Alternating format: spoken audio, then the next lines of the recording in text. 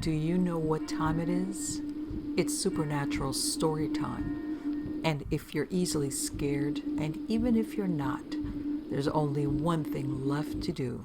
Just turn off the lights, because these are stories that you listen to only in the dark. Mysterious Moments, Volume 1, Story 1. I was part of a crew whose job was to decommission old buildings that our agency was moving out of. We would clear the building out of all the office equipment and furniture and then turn it over for disposition. Some of the buildings got demolished and some got turned over to different branches of the military. Anyhow, the entire building in this story was a SIF, SCIF. It was 3 stories tall and built into the side of a hill during World War II. Top 2 floors were offices, and the lower floor was a warehouse space, cafeteria, and a loading dock. I've been working in this building for the better part of a year, and all the personnel had moved out by this point. I was working in the warehouse, prepping loads of equipment to be picked up by truck and shipped out. I was the only person in the whole building. In fact, the only other person in the whole facility was the guard at the front gate. So, I'm almost done prepping truckloads. I was about to leave when I see a little hole in the floor of the loading dock with light coming through it, which is odd considering the floor is solid concrete and this is supposed to be the basement. I peek down through the hole and I see a room with a desk and a chair. Must be a sub-basement. I explored around and found a flight of stairs going down. I went down and there's a whole floor of dusty old offices and stuff that haven't been used in years. Not only that, but the stairs kept going down. Turned out the place had 5 sub-basements. I found the old bomb shelter from World War II down there. The very bottom 2 levels were machinery for running the building, a lounge for the maintenance crew, and a small garage that came out the side of the hill. I had been working in that warehouse and loading the dock for a while by then and had no idea all that stuff was down there below. Interestingly, during World War II, the work they did there was considered so important, they built a fake neighborhood on the roof with fake houses and stuff so any enemy bombers wouldn't be able to spot it. Story number 2. Submariner here. There are few things as unnerving as wondering about the engine room from 2330 to 0530 alone on watch. When the boat is largely shut down in port, it becomes a very quiet place. The roving watches usually make it an hourly game to speed through their long rounds, especially in the lower levels. One particular, in port period, the boat was moored in Pearl Harbor, and a few people started complaining about a real uneasy feeling. I was on the mid-watch as the SCO on evening, and a senior chief came back to do his required 0300 tour. We saw him walk past maneuvering on his way to Shaft Alley. This particular senior chief was the crusty old salt type and would usually spend a bit of time just sitting in the lower levels of the engine room alone and contemplate life, so we expected as much. What we didn't expect was him to literally run into the maneuvering area a few minutes later. The man was pale-faced and breathing heavily. We sat upright, our eyes as wide as his, thinking we were about to have to announce and fight some ship casualty. He slumps onto the EDO chair. A few tense and silent moments go by. We're on pins and needles. He finally opens his mouth and tells us about the effing ghost in Shaft Alley. Swears a sailor passes by him as he's sitting on a trash can in Shaft Alley. His first response was to call out to the guy, see who it was. But then he realized this guy isn't dressed right. He describes what this guy was wearing as the old World War II naval uniforms, so he quickly gets up to catch up to the guy, and he does. Catches up to him all the way aft. The guy turns towards the senior chief, looks right at him, then turns away and literally walks through the ass end of the boat. It's now that the senior chief decides it's time to leave Shaft Alley, and promptly does so. Swears up and down that he knows what he saw. I sure as hell wasn't about to leave maneuvering that night to find out for myself. Next story. I was stationed on an aircraft carrier commissioned in '77. There was never a lack of creepiness on that thing at night. I worked security on it at night, and we rotated from nights to day every so often. I remembered one night, my buddy was heading up to the flight deck with a rifle from where our armory was on the first deck, up to the flight deck, 4th level, which is a 5-story difference. It's a lot of distance to travel alone at night. So He got to a certain part of the boat that was almost pitch black, one story down from the flight deck, and he hears these footsteps behind him. He looks back, and no one is there, so he picks up the pace, and as he does, he hears the same footsteps. He looks back, and this time he sees a dark figure about 30 feet behind him. At this point, he's F that, switches turn on, and he starts briskly jogging. He then hears the footsteps also pick up the pace and run after him. He dead sprints up the last flight of stairs up to the flight deck and hustles over to where we are on the front of the ship. He's white as a ghost and tells us what happened. We stayed away from that part of the ship from then on. Other than that, down on the 7th deck of the ship, the second to last deck before you hit the hull, there were munitions storage areas, basically where we kept our bombs for planes. Well, back in the day, a little girl fell down one of these ladder wells, which is a 6-story drop to the bottom. She ended up dying. There's chains and various other items that can't be moved, and they say at night if you're not paying attention, zoning out, she'll come by and rattle the chains hanging from the ceiling and move things. The fantail, which is in an area that is outside the ship that looks over the water on the back of the ship, there are multiple ghosts that F with you, 2 lookouts that stand out there if you're ever one of them. One of the ghosts is a little girl. You'll hear her giggling, then a bouncy ball bouncing on the deck out there, then a splash in the water. There's also a ghost that will come to you as you're nodding off in the watch. He'll be in dress uniform. He'll tap you on the shoulder and say, "Don't report this." Then he'll jump into the water. Other than that, it was always a constant feeling of being watched at night, especially if you were alone in certain areas. Next story. I have a buddy who told me a story that he probably made up, but it makes a great ghost story nonetheless. I'll recall the story to the best of my ability, but I will not be able to do his story justice since I haven't heard the story in a few years. According to him, it was all classified. He was stationed at a base in the Middle East somewhere. The base was surrounded by a wall that had guard posts at various locations around the wall, and 1 or 2 other locations that soldiers would keep post, including barracks. There was also a big abandoned warehouse on the base that was not being used. It had huge heavy doors that opened outward from the middle, which were always closed. Soldiers had to walk past this warehouse when switching post. Well, one night, my buddy was in his barracks. Gunshots go off. Everyone rushed to get geared up and figure out what was going on. Once they figured out the gunshots came from inside the base, they went to the location of the shots. 2 soldiers were posted up, guns pointed to the old warehouse, and they were freaked out. One of the doors to the warehouse was pushed slightly open. They yelled at the 2 soldiers to see what was going on, but the guys wouldn't budge. They said that something big and black had just run inside the warehouse.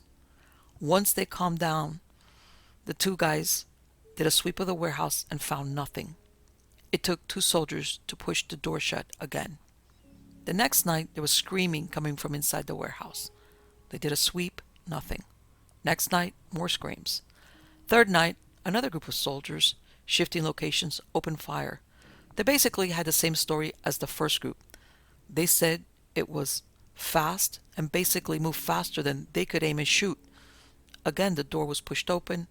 It took 2 guys to close it.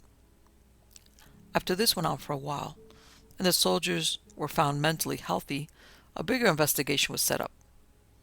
They pointed some special cameras at the entrance to the warehouse, set up some guys outside, and waited for something to happen.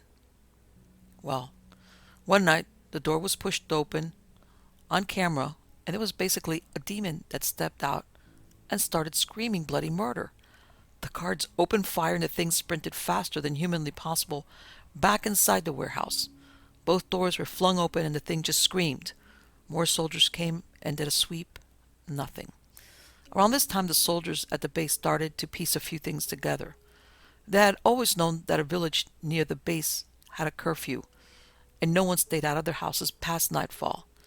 So some went to investigate why, and long story short, the villagers told them that there was a god of death in the area, and they dare not stay out past nightfall. Around the time they learned this, a special team came in with more equipment. Some bigger gunners were sent in, including my buddy, with special recording equipment. They dragged the big double doors open and set up inside the warehouse. It was pitch black, but they could still see their equipment. They set up so two guys sat facing each other, making a square of four guys total. About 4 hours went by without anything happening. Then the guys across from my buddy starts making a hand signal. He was signaling that something was behind my friend. The guy to the right of my buddy was dozing off, and the other soldier across from my buddy was perfectly still. My buddy did a 180 from his chair to a crouch position, giving room for him and the guy across from him to open fire. He said when he turned around, he just saw this humanoid demon, around 9 feet tall, piercing eyes, and as menacing as possible. When he opened fire, the thing was so fast, it basically teleported to the side and up the wall until it was on the ceiling. They continued to open fire, but the thing was fast and kept appearing behind each of the soldiers, endangering them. Eventually, the soldiers got the equipment and abandoned the building.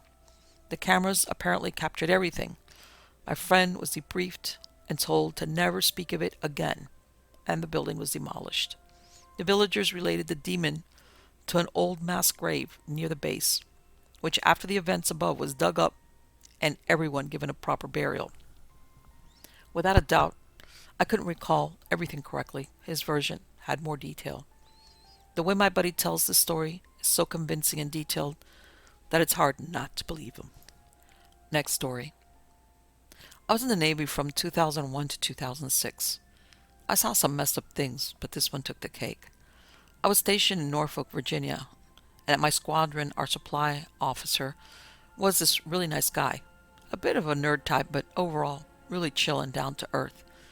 Always went out of his way to help people, and would also give us extra gear if we asked. I'd even been to his house a few times for cookouts and just to hang out. He would take leave a lot though, and often leave early on Fridays.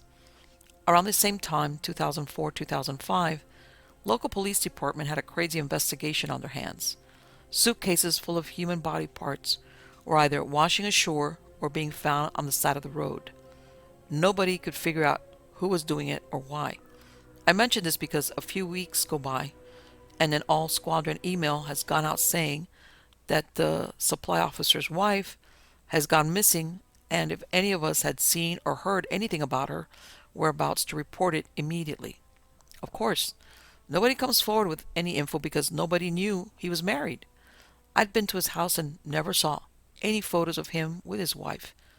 To me, it seemed like a typical bachelor pad. Anyway, a week goes by, and police search teams find a body in the woods, and it's confirmed to be her. It's all over the news that they found her, and when they interview him, he's stone-faced, like zero emotion at all. After a lengthy investigation, he confesses to killing her and dumping her body in the woods.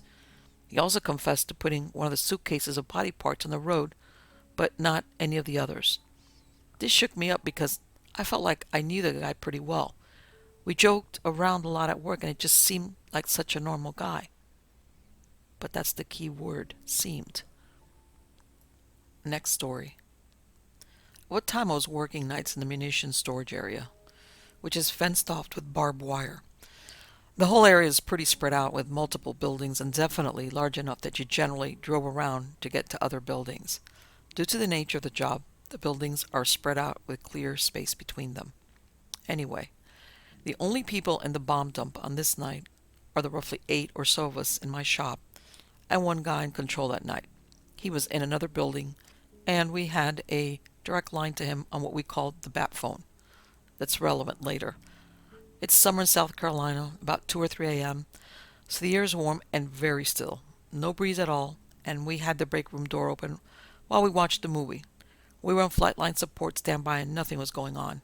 Now, the rumor was the small building we worked out of had been built by German POWs during the war, and I know for a fact that there were some there back then.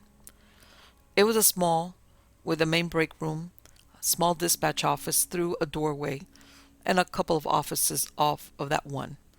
There were 2 doors, one in the break room and one on the same side of the building in the dispatch office, roughly 20 to 30 feet away from each other.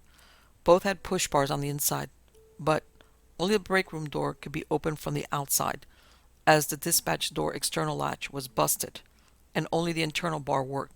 Well, all of us minus the guy locked down in the control building for security or in the break room, when suddenly kathunk, loud, comes from the dispatch door in the next room. It was like someone was rushing through, slammed the push bar, and the door swung open, then swung back, shut after a couple of seconds with a slam. We all looked at each other like, what the? And started to check it out. We had mag lights in our crew book, so a few guys grabbed them and swept around the building from both directions. Another guy called the controller on the bat phone, who picked up and denied that he was messing around with us. There was no way he could have messed with us and made it back to his phone in time, let alone doing it without being seen or heard. Anyone with experience knows how sound carries at 3 a.m. in the South Carolina summer. You could hear the beeps from code keys being pressed hundreds of yards away, no joke. No way he hoofed it back to his building anywhere near fast enough, gone through the halls, punched in his code, and got to the phone in time. But the shit that got me was that damn bar. The door simply did not open from the outside, and we all heard that bar get pushed in hard. The door swing open, hang there for a couple of seconds, then shut, and there was absolutely no breeze. And had there been one, it would have blown past us sitting in front of the only other door. Very weird. As an aside, there would be random times that I would go to pick up a trailer or something behind one of the other shops at the far end of the bomb dump, and as soon as I stepped out of my truck to do my inventory, I would get a super bad vibe. I'm talking the heebie-jeebies like no other. As best as I can describe it, I felt like something was right above and behind me and just hated me being there. Just seething anger, rage, and hate. And it wouldn't go away until about 15 minutes after driving away from that building. One night, another driver who had arrived there shortly before I had for a trailer asked if I had a weird feeling there, which sure as shit I did. So I know at least one, or at least someone else corroborated it. All of this was on midshift, which was 11 to 7:30 a.m. I heard a few other people's stories about weird stuff that would happen at night, but since they aren't my stories, I can't vouch for their veracity. The only other thing that happened to me there was, I swear, I caught the clear silhouette of a guy walking in an open field between igloos. As I turned to punch my gate code, out of the corner of my eye, I distinctly caught the motion of two legs and an arm sticking out like someone mid-stride. When I turned back, it was just an empty field. That one could have been my mind playing a trick, but man, that place was really creepy. It's been damn near 15 years, but it still gives me the chills to think about it. Next story. It's Navy Boot Camp, Orlando. I was alone on watch in our company's barracks compartment. I was checking all the windows because the CC liked to unlock one or two to make sure we checked them all. That put me between the racks, the bunk beds, and the wall. I caught movement down the middle open area of the compartment. A flash of white. White shoes meant brand new recruit. We had been there long enough to wear black Oxfords. I went between the racks to the middle so I could see who had come into the compartment. The outside door definitely hadn't opened, and I would have heard the door by the inside stairwell. The door to the laundry area was locked. Standing across the open area by the other row of racks was a girl with curly dark hair wearing the same female utilities as me, light blue shirt, black pants. She was wearing the white tennis shoes, which meant she had only been there a couple of weeks. She looked at me, then she wasn't there. No place for her to go. We were in the middle of the compartment, yards from any door, and nowhere to hide. I didn't see her move. She just wasn't there one moment to the next. Only saw her for a heartbeat or two. Spookier still, years later, our new FN was telling about doing a rowing patrol watch at boot camp and how they kept finding a pair of white sneakers in the locked laundry room of an empty compartment. Freaked her out. Said the red lights always looked darker in there. They'd do their checks and leave as fast as they could. Thought one of the CCs was playing a joke with the shoes. I asked which building, which wing, which floor. Yep, my old compartment where I had seen the girl. Next story. I used to be stationed in Fort Irwin in California. It's a long story, but there's a 30-mile road that leads from Barstow, which is the closest town, into the base, which is in a large empty desert. There are dozens of crosses along the road leading into the base from soldiers and family of soldiers who have had accidents on this road throughout the years. Anyway, a buddy of mine, who was my platoon mate, and I were driving back from the mall in Victorville one night. As we entered the starting stretch of Fort Irwin Road, I noticed some fresh bloody tire marks leading off the side of the road directly into a cross, which was dated something like 8/11, 1989. Really creeped me out, and I thought I was seeing things. About 20 minutes into our long drive down this isolated two-lane highway leading into the vast empty desert, I looked over to my buddy who was driving and lip-syncing to some song. And then, as we're going about 75 miles per hour, something darted out in front of us.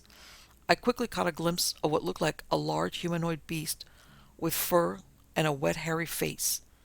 It looked directly at us even though we were going 75 miles an hour, and it was running right across his car.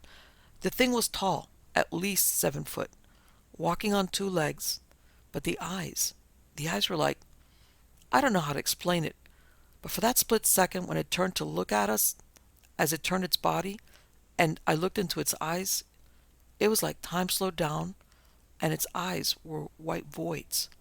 Not a reflection, really, more like deadlight, using a Stephen King reference, and it wasn't a look of fear, but it was a look of, I see you, hello. It was the most skin-crawling thing I've ever experienced. Whatever it was not human, not animal. It was sentient, but not like we are. I won't say it had powers, but whatever it did to us when we looked at it, I don't know. I turned to my friend who yelled out, holy shit! And then it ran off to the other side of the highway. My buddy thought that we'd almost hit someone, so we stopped and got out to check. But whatever it was ran off into the empty desert night, and then he began to repeat. Large, hairy bird? No. Not a bird. Bear? Bear? No. No, what was that? It took us about another 20 minutes to get to the basin. We just sat there, music off, not talking to each other. He was quiet, which he was never quiet. Now Brian, I tried to think of what to say, but we were chilled to really talk. Once we got back to base and told our squad members about what happened, no one believed us. That is, until a few weeks passed by, and I started hearing quiet murmurs from people who didn't want to speak openly, but they said they saw similar sightings too. Years later, after I got out of the service, I did some research online and learned about native folklore passed down by indigenous Native Americans who claimed that Sasquatch was believed to live out in the barren salt flats. Whatever it was, my friend turned white as a ghost that night, and we never spoke of it to each other again. Next story. United States Marine Corps. I was an infantry machine gunner. My first tour in Iraq was back in '05. My unit was stationed at a dam in Haditha, 10 stories high and 10 stories below. We occupied all of the above-ground levels as living quarters and offices, and only 2 levels below. Those were for interrogations. Anyway, we had heard that beyond the second sub-level there were chilling sights, and that this place was a known area where Saddam would torture people. One night, me and 2 of my friends say, let's go down and see what's at the 3rd level. From there we judged if we would go further down. We spotted a bloody handprint that dragged across the wall. Someone's shoe left behind and a whole lot of mess. It was kind of creepy, but not too bad. I wasn't scared, yet. So we walked down the hall and decided, hey, let's climb this ladder, go into this room and have a smoke. At this point, it's about 1 a.m. The only other Marines awake would be those on guard at their posts, and no one should be anywhere near us or looking for us. Well, while we were smoking and joking, someone coughed out loud, but it wasn't either of us. We got real quiet, thought maybe it had been some officer that could hear us or smell the smoke and was trying to catch us in an unauthorized area. So we waited silently. One of us did a recon on the hallway we came from. No one was there. At that point, we were like, yep, we need to get out of here. Climbed back down the ladder and walked out the back way to make sure there wasn't anyone else playing a joke on us. Well, it was just us three on the third sublevel. Earlier that deployment, I had told some of my other friends we should try to venture to the last sublevel, but after this incident, I never went back to the sublevels. I don't think any of my friends did either. Went to Iraq thinking IEDs were the scariest thing I was going to encounter. Nope. Next story. This took place on Fort Carson Army Base, Colorado Springs, Colorado in the summer of 2011. I'm a civilian, so I'm not accustomed to the military life, but I have had odd occurrences from being a contractor on nearby military bases. This was strange, and you tell me what you think. So I'm working on an army base with two other individuals, doing invasive weed surveys at known locations where specific invasive species have been mapped for several years. The area we were at was a small grassy field next to the parking lot of a veterinarian clinic on post. The three of us are doing our vegetation surveys for a couple of hours in the afternoon, and we're all staring at the ground, counting plants and identifying each species. We're in between a road and the parking lot, so we see traffic coming and going. At about 3:30, the veterinarian clinic closes and there's only 2 or 3 vehicles in the parking lot. We assume the employees are just finishing up and they're going to be closing. And sure enough, we see 2 ladies come out the front door and then leave in their vehicles. So the only vehicle is our own work truck. As we're slowly making it through the arduous task of cataloging invasive weeds, specifically at this site field bindweed was a nuisance, an SUV drives into the parking lot and then backs up into a parking spot near the end of the building. One guy in army fatigues jumps out, runs up to the building to open the door and props it open. The other guy gets out and opens the cargo area on the SUV.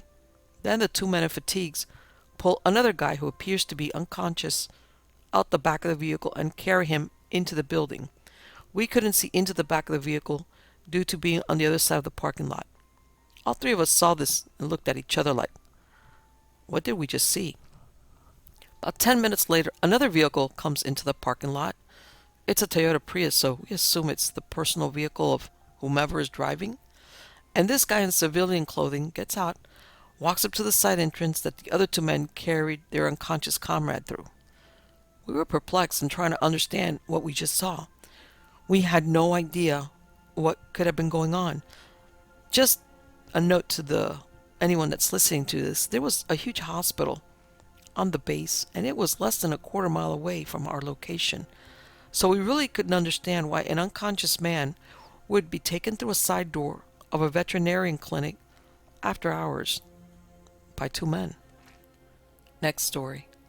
I've only told this story once before to the grown children of one of the men that died. I'll say now that I suffered from lack of sleep as well as shock when a man attempted to rape me, which caused even more stress. The day before, 3 men in my unit died. I was casual friends with one, and the other 2 were respected officers. I didn't see them die, but I saw most of what was left. That shock, added to almost 2 days and nights without sleep, and then to be attacked, well, it's understandable that I might have hallucinated. When he attacked me, I remembered what the instructor in a rape prevention class had said. Use anything if you're going to fight back, and remember, your best weapon is your mind. He was attacking me, and I knew there would be no help coming since we were in an isolated area. I looked away to the side, and I swear I saw the 3 men who had died the day before. I saw them as clearly as I saw my attacker. One of them, the enlisted one, nodded to me, as if to say I would be okay. As if that were the signal to my brain. I started hysterical, I guess you'd say babbling, about how I was going to die, just like what happened to my friends the day before. I described the carnage of the remains and told them I would be joining them soon. I don't have any idea what went through my attacker's head, but he stopped grabbing me and even set my clothes to rights and started apologizing over and over.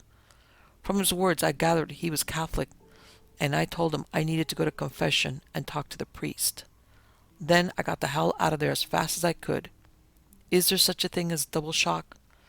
If I hadn't seen them, I might never have tried what I did. Or maybe they suggested it. I don't know. Ghost or a hallucination from an overtaxed mind? You decide. Me, I don't want to decide one way or another. It just was. I saw them. They were dead and had died the day before. They saved me or saved myself or both. This has bothered me for almost 40 years. Even if it was a hallucination, I can't help feeling that they saved me.